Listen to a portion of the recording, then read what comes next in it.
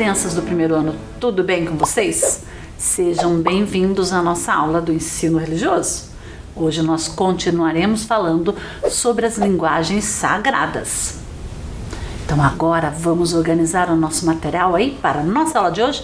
Hoje nós precisaremos do básico, o caderno de vocês, um lápis grafite e lápis de cor e uma borracha.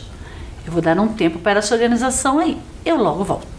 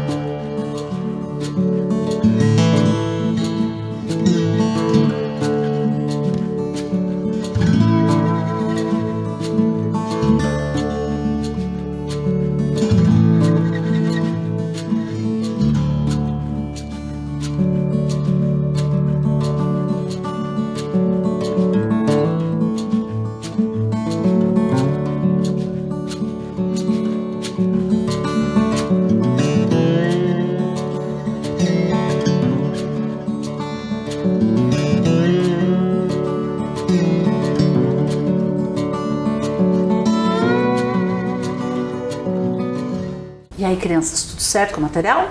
Agora anotem lá no caderno de vocês a data de hoje, ensino religioso. Vou dar mais um tempo para essa tarefa. Eu logo volto.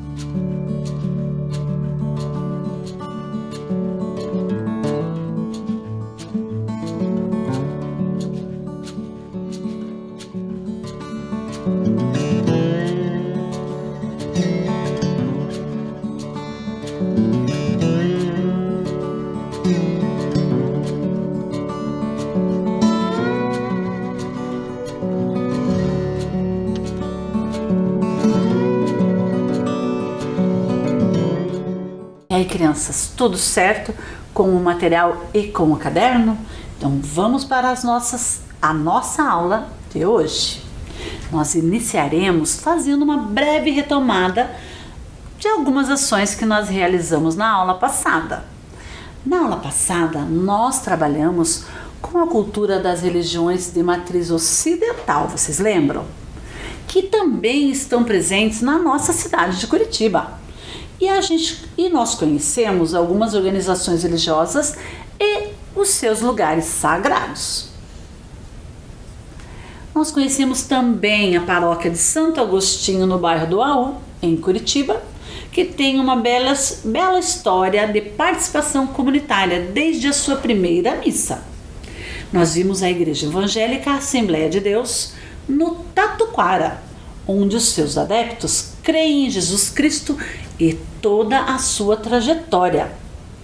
Conhecemos a Catedral da Fé de Curitiba, que é a sede estadual da Igreja Universal do Reino de Deus no Paraná, que também leva o nome de Templo Maior, por ser o maior espaço religioso da Universal no estado.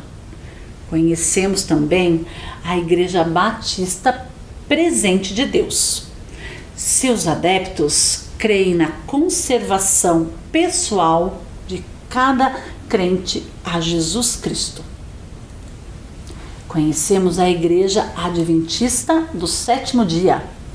Assim como todas as igrejas evangélicas, a Igreja Adventista do Sétimo Dia tem sua fé fundamentada na Bíblia.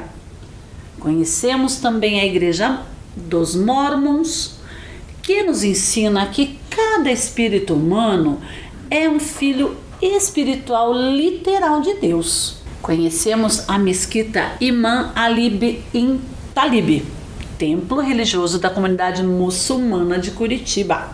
Sua construção foi orientada em direção à cidade sagrada de Meca, conforme determinam as prescrições religiosas. Nós vimos também a sinagoga Beit Yaakov, onde os seus adeptos são chamados de judeus, e o judaísmo é a mais antiga das 3 religiões abrâmicas e teve sua origem por volta do século 7 a.C. Então nós continuaremos na nossa aula de hoje falando sobre alguns lugares sagrados, mas dessa vez da matriz oriental. Como nós falaremos de alguns lugares sagrados da matriz oriental, nós iremos iniciar assistindo a uma história. A história preferida das crianças japonesas. A história é um pescador Urashima Taro. Quem irá contar essa história para nós é a professora Kelly Menino. Prestem atenção nessa história, ela é bem bacana. Eu estarei aqui aguardando por vocês. Olá, tudo bem com vocês? Eu sou a Harumi e estou aqui para compartilhar uma história com você. E hoje a história é de um pescador e ele se chama Urashima Taro. Ele vivia em uma ilha muito distante da cidade. E naquela ilha, ele saía todos os dias com o seu barco para pescar. Ele encontrou, naquele dia, 3 crianças fazendo mal para uma tartaruga. Elas ficavam cutucando a tartaruga. O pescador, sem entender, foi lá e questionou: "Ô crianças, o que vocês estão fazendo?" As crianças ficaram com medo e saíram correndo. De repente, Urashima começou a se afastar para o mar. Começou a empurrar o seu barquinho, porque ele estava indo trabalhar. Mas sabe o que aconteceu? Naquele momento, a tartaruga começou a falar. Era uma tartaruga encantada, será? Isso mesmo. Urashima começou a ouvir o seu nome. Urashima, Urashima. E ele se aproximou da tartaruga. De repente, aquela tartaruga virou em uma linda princesa. Aquela princesa vivia no fundo do mar e fez um convite para Urashima. Você me salvou daquelas crianças e agora eu quero retribuir como forma de agradecimento que você venha visitar o meu palácio. Urashima se encantou pela princesa e claro que aceitou o convite e foi com ela para o fundo do mar. Claro que foi um encantamento. Ele chegou lá e olhava aquele palácio com peixes cantores, tudo muito diferente. E fizeram um convite para ele. Urashima, fique morando conosco e assim você pode ser até o príncipe deste lugar. E ele aceitou. Acabou casando-se com a princesa. Ele ficou lá por muito tempo. Mas para ele, tinham se passado apenas 3 anos. Vocês acreditam? Isso mesmo. Até que a princesa percebeu. Você está estranho, Urashima? Está acontecendo alguma coisa? Urashima, então, estava com vergonha de contar a verdade. Mas ela percebeu. E ele teve que falar. Eu estou com saudades. Saudades da minha aldeia. Da ilha em que eu cresci, em que eu trabalhava. E saudade dos meus familiares. A princesa, então, também um pouco chateada, falou: eu te libero, você pode voltar sim para a sua ilha, mas vai ter que levar um presente. Ele ficou todo empolgado. Ai, vou rever os meus parentes, vou contar então que agora vivo num palácio no fundo do mar. A princesa então entregou aquela caixinha para ele. Era um segredo. E falou para ele: não abra. Ele então levou aquela caixinha e retornou então para a ilha.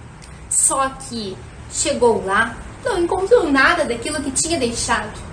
Não encontrou o seu barco, não encontrou a casa que morava, não encontrou parente algum. Então ele foi perguntando para as pessoas: ei, você sabe onde é a casa do Urashima? Não, quem é esse? Respondiam. Até que encontrou um ancião que falou: eu conheço essa história. É a história de um pescador que foi embora para o fundo do mar. Alguém conhecia a história. Ele falou: sim, é a minha história, sou eu, Urashima. O quê? Disse o velho ancião. Essa história foi passando de geração em geração. E sabe quantos anos existe essa lenda? Urashima ficou preocupado e disse: lenda? Como assim? Acredito que foi uns 3 anos e que fiquei fora dessa ilha. O ancião arregalou os olhos e falou: 3 anos? Essa lenda já existe há mais de 300 anos. Urashima então percebeu que ele tinha caído no encantamento e que percebeu então que tinha se passado muito tempo e seus familiares não estavam mais ali, já tinham partido, já tinham morrido e tinha sobrado apenas ele. Então ele abriu aquela caixinha e se deparou com a sua velhice. No momento em que ele abriu a caixa, sua coluna foi encurvando, os seus cabelos foram ficando grisalhos, brancos, a sua barba começou a ficar branca, a sua pele começou a encolher. Então ele sabia que agora ele era um ancião. E correu para o mar, chamou a princesa. Eu quero voltar, não tenho mais ninguém aqui. Então a princesa apareceu e falou: eu te disse que não era para abrir aquela caixa. E ali conta a lenda e que Urashima ficou até o mar encontrá-lo. E assim acaba a nossa história de hoje. Um abraço para você. Então, crianças, o que vocês acharam dessa história? Bem bacana, não é verdade? Agora nós veremos que em Curitiba tem o templo budista Jodoshu Betsuin Nipakuji. Esse templo budista de Curitiba é o mais novo da ordem no Brasil. Suas atividades ultrapassam uma década e agora está em fase de levantamento de fundos para a sua construção. Atualmente o templo está alocado em uma casa na rua Coronel Manuel Alves do Amaral, no Jardim Social, há 6 anos. O Templo de Curitiba conta com aulas de Shodô, culinária, reuniões de jovens, bazares, entre outras. Nós temos também o Templo Shagbud Kompa Dogj Ling. Que nome difícil esse, não é mesmo, crianças? Que funciona em Curitiba, em sua sede provisória no centro da cidade. E todas as práticas, como meditações e ensinamentos, são realizados em uma pequena tenda, tudo preservado pela grandiosa generosidade da constante contribuição dos membros da Xanga, que são os seus participantes. Ele fica na rua Roberto Barroso, no bairro São Francisco. E é uma tenda provisória, como a professora já falou, no fundo da casa onde moram os lamas.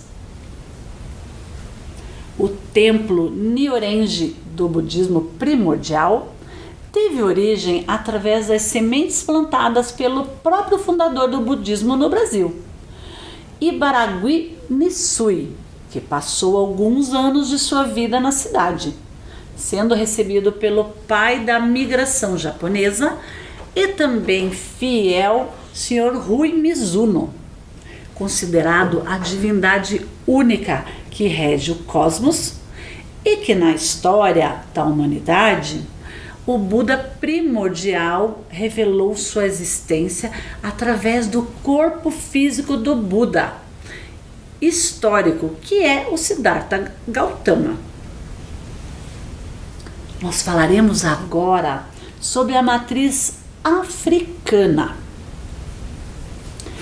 Mas para nós iniciarmos a nossa conversa sobre as linguagens sagradas de matriz africana, nós iniciaremos com um vídeo sobre uma história, Princesa Obá, uma princesa diferente de todas. O livro é de Adriana Rolim, com ilustrações de Lilia Amancay, editora Crianças Diversas. Essa história fala sobre uma princesa bem diferente das outras que nós conhecemos. Ela é guerreira e ama lutar. Só que um dia, brincando com o seu amigo Ogum, ela trapaceia em uma luta. E vocês querem saber o que aconteceu? Então assistam o vídeo aí, que logo vocês irão descobrir. Eu estarei aqui aguardando vocês. Gami Menequenana! Sejam bem-vindas a mais uma contação de histórias no Literário Infantil com a tia Nini. E a história de hoje é Princesa Obá, uma princesa diferente das outras. Esse livro foi escrito por Adriana Rolim e tem ilustrações de Lilian Amancay.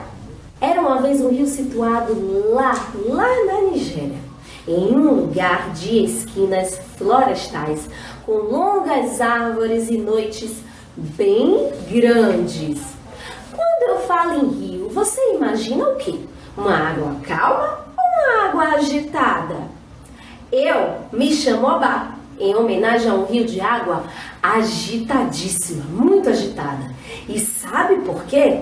Porque eu sou uma princesa diferente das outras, que são mais conhecidas por aí. Eu sou uma princesa guerreira, pois é.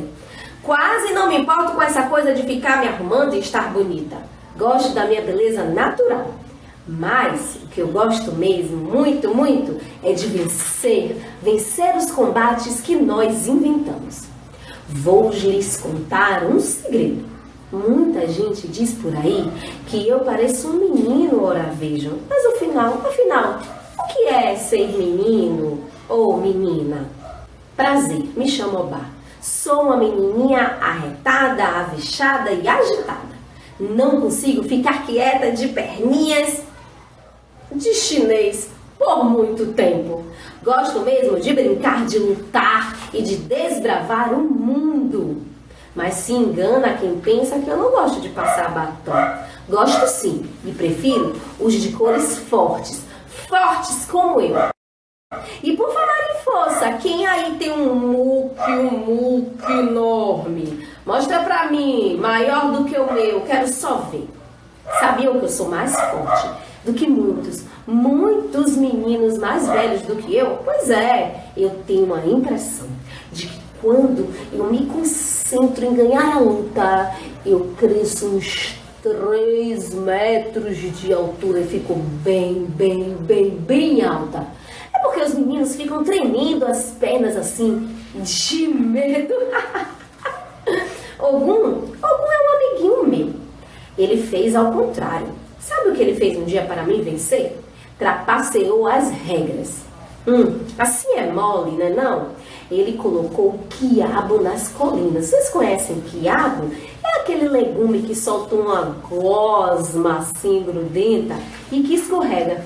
E assim eu escorreguei. E nesse dia não houve nem vencedor, nem vencedora. Mas a partir daí, nós nos unimos para fazer aquilo que eu mais gosto, lutar. E foi aí que eu comecei a gostar dele assim, muito, e de um jeito diferente. Mas vamos mudar de assunto melhor. Já sei, muito melhor. Vamos cantar o meu xirê. Vamos ouvir o xirê de Obá?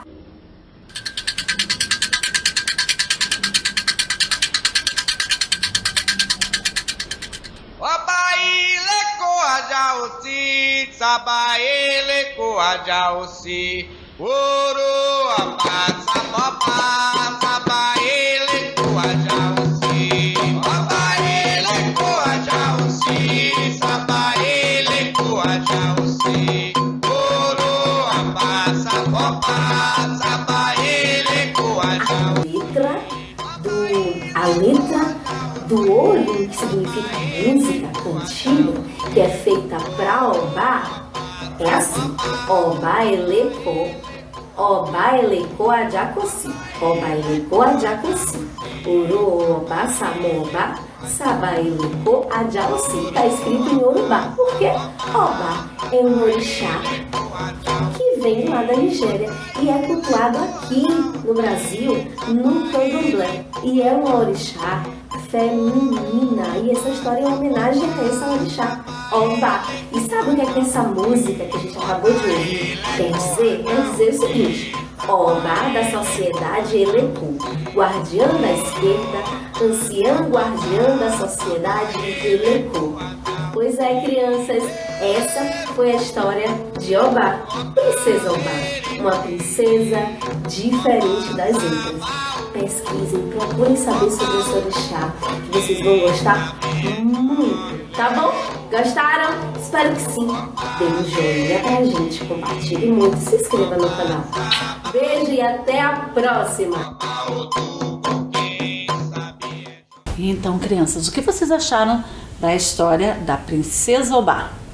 Bem interessante, não é mesmo? Então, hoje nós conheceremos mais alguns lugares sagrados de matriz africana. Nós iniciaremos com o terreiro de Umbanda Arruda de Aruanda. Esse lugar sagrado fica no bairro Sítio Cercado.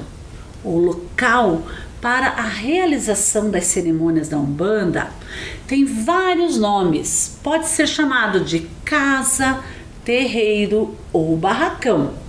As suas celebrações são realizadas ao ar livre, junto à natureza, ou em rios, cachoeiras ou até em praias. Quem lidera é um pai de santo ou uma mãe de santo. Eles dirigem os ritos, comandam a casa. Os rituais umbandistas são feitos com batuques e cânticos sagrados, mas cantados em português. porque sua origem é africana e lá a língua é bem diferente. Vamos para mais um lugar então? Nós temos o terreiro de Umbanda Luz, Amor e Paz, que fica no bairro Alto. Algumas cerimônias de Umbanda podem acontecer na natureza, perto de praias, rios ou cachoeiras. Nós temos também um terreiro de Umbanda Filhos de Oxalá, que fica na Vila Fani. Vamos para a nossa atividade de hoje? Então nós vamos para a atividade Encontre as 7 diferenças. Observe aí na tela as imagens de Krishna. A primeira está completa. A segunda imagem está faltando algumas partes do desenho. São 7 ao todo. Eu vou dar um tempo para vocês procurarem as partes que estão faltando nesse desenho e eu logo volto para fazer essa correção.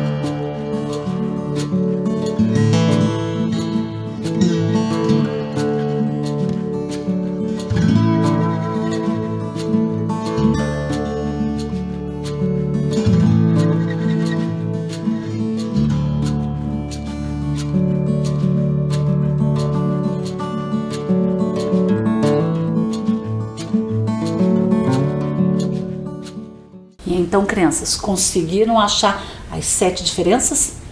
Vamos corrigir com a professora? Olhem lá na tela. A primeira diferença, lá na testa do Krishna. A segunda, lá na folha da cabecinha dele. A terceira, no braço, que está faltando uma parte. A quarta, a flauta. A quinta, um pedaço da roupa do Krishna. A sexta, mais um pedaço da calça. E a sétima, o colar, uma parte do colar. E aí, conseguiram achar? Quem acertou junto com a professora? Parabéns! Então, nós vamos agora para a segundo jogo das 7 diferenças. Procurem lá as diferenças. Agora, vocês irão observar que a primeira imagem também está completa e a segunda estão faltando 7 coisas. Eu vou dar um tempo para vocês procurarem o que estão faltando aí. E eu logo retomo com a correção.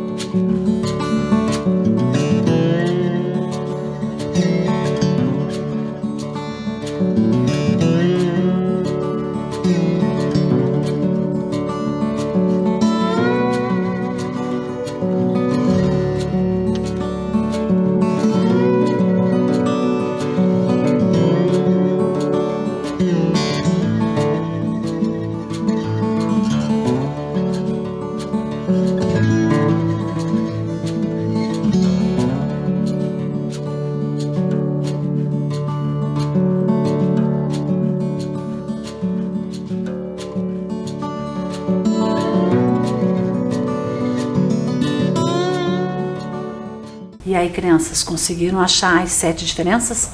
Vamos corrigir com a professora? Vejam aí na tela. Primeira diferença, olha lá em cima no telhado do templo. Tava faltando uma parte. Segunda diferença, o barradinho ali embaixo, também no templo. Terceira, estava faltando uma flor ali naquela ponta. Quarto, as flores da saia da menina.